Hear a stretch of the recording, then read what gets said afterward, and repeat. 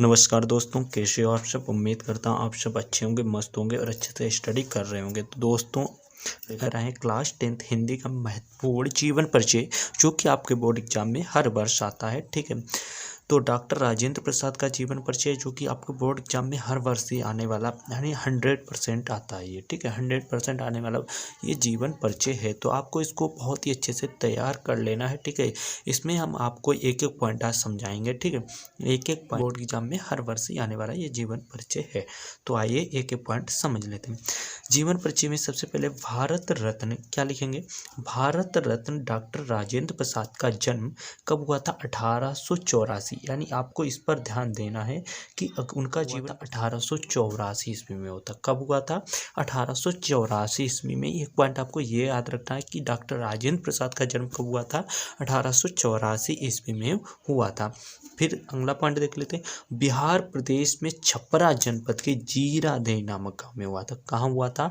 आपको उनका एड्रेस याद करना है कि बिहार प्रदेश के, यानी बिहार प्रदेश में छपरा जनपद के जीरादेई नामक गांव में हुआ था। ठीक है, छपरा जनपद या छपरा जिला भी बोल सकते हो कि जीरादेई नामक गांव में हुआ था। ठीक है, कलकत्ता। दो पॉइंट आपके क्लियर हो गए। इन दोनों पॉइंट को आपको बहुत ही अच्छे से तैयार कर लेना है। पहला पॉइंट क्या है कि जो डॉक्टर राजेंद्र प्रसाद का जन्म है वो 1884 ईस्वी में हुआ था।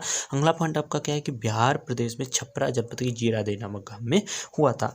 ठीक है, आगे देख लेते हैं। कलकत्ता विश्वविद्यालय से एमए तथा एमएल की परीक्षाओं में प्रथम स्थान प्राप्त किया था। इन्होंने क्या किया था कि कलकत्ता विश्वविद्यालय से एमए तथा एमएलए की परीक्षाओं में प्रथम स्थान प्राप्त किया था। ठीक है, कुछ समय मुजफ्फरपुर कॉलेज में अध्यापक रहते और कुछ समय तक क्या था इन्होंने, मुजफ्फरपुर कॉलेज में जो ये रहते वो अध्यापक के पद पर रहते।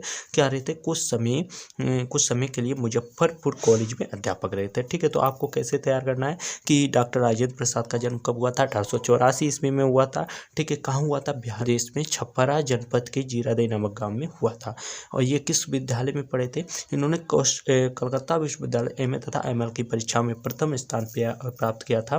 कुछ समय तक ये मुजफ्फरपुर कॉलेज में अध्यापक रहे। सन 1911 से 1920 ईस्वी तक इन्होंने वकालत की थी। सन 1911 से 1920 ईस्वी तक इन्होंने क्या की थी? वकालत की थी। ठीक है, 11 से 1920 ईस्वी तक वकालत की। सन 1920 ईस्वी में गांधी जी से प्रभावित होकर ये देश सेवा के कार्य में लग गए थे। ये 1920 में क्या हुआ था कि गांधी जी से प्रभावित होकर ये देश सेवा के कार्य में लग गए थे।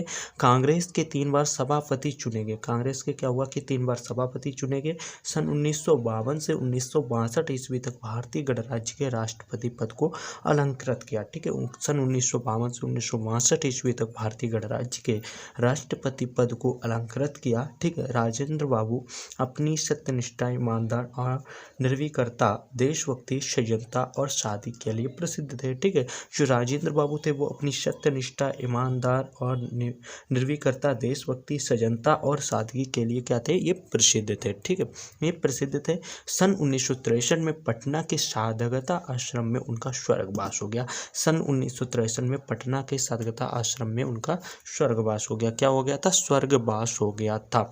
बहुत ही, यानी मैंने आपको बहुत ही छोटा सा जीवन परिचय समझाया, आपको बिल्कुल ही पूरा नोट कर लेना और पूरा याद कर जाना है। ये 100% आने वाला जीवन परिचय है। ठीक है, ये 100% आने वाला जीवन परिचय है।